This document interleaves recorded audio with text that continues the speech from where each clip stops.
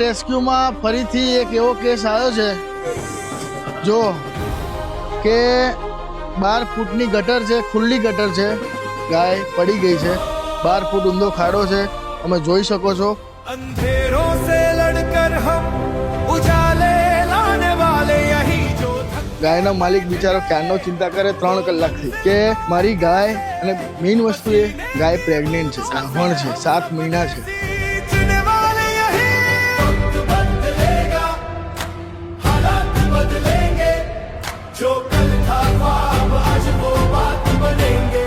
કેમ કે આવા ખાડા ખુલ્લા રહે, આ તો ચલો ગાય માતા પડી જાય, કાલ ઉઠીને કોઈ નાનું છોકરું બિચારું પડી જાય, તંત્ર દોડતું થઈ જાય એમાં।